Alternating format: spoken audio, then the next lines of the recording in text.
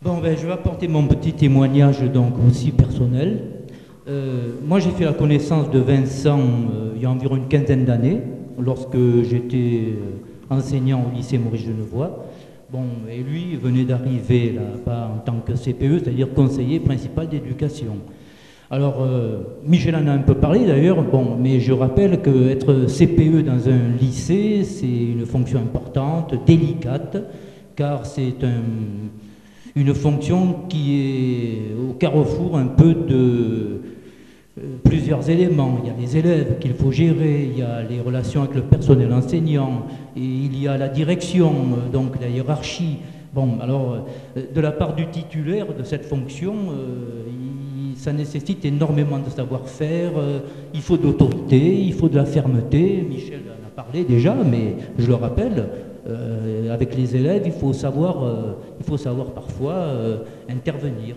Bon, il faut aussi un grand sens des relations humaines avec tout le monde, tous les interlocuteurs. Il faut du doigté, il faut de la diplomatie. Bon, il faut éviter de heurter les gens qu'on a en face de soi. Bon, et toutes ces qualités, bon, je peux le dire, moi je les ai trouvées chez Vincent et beaucoup d'autres, je crois, ont partagé mon opinion. Voilà. Alors je me souviens aussi, ça c'est essentiel hein, dans les relations humaines dans un établissement, que son bureau était ouvert à tous ceux qui avaient besoin de lui, qui voulaient échanger des idées, avoir des conseils, etc. Bon. Et je l'ai souvent vu aussi, c'est pas toujours le cas d'ailleurs, dans la salle des professeurs, hein, venir voir les gens, discuter. Bon. Et c'est là que je l'ai connu vraiment. Bon, c'est là qu'on a commencé à échanger. Voir si nous avions des idées communes. Bon, alors on en avait, c'est certain. Bon, parfois on était d'accord sur tout, parfois un peu moins. Bon, mais en tout cas, je peux dire que le dialogue et l'échange des idées, c'était quelque chose qu'il aimait bien et finalement nous arrivions souvent, enfin le plus souvent possible, à nous entendre.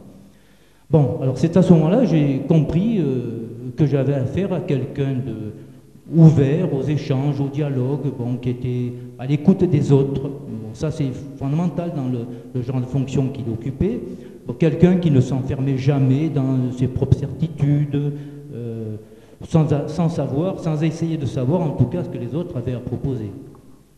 Bon, depuis cette époque, évidemment, il y a des années qui ont passé, mais nos relations n'ont jamais cessé, même si parfois les circonstances de la vie ont pu, à tel ou tel moment, nous éloigner géographiquement. Voilà. Lui vivait ici, dans la région, moi j'ai vécu parfois ailleurs, mais on s'est souvent retrouvés. Voilà. Et on s'est souvent retrouvés sur l'essentiel, voilà, des valeurs communes.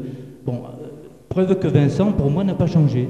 Il est toujours resté quelqu'un de fidèle à ses amitiés, capable de réunir autour de lui toutes les bonnes volontés. Bon, c'est une qualité essentielle pour quelqu'un justement qui veut mener une équipe. Et puis c'est un homme comme lui, à mon avis, dont nous avons besoin aujourd'hui à Marignane.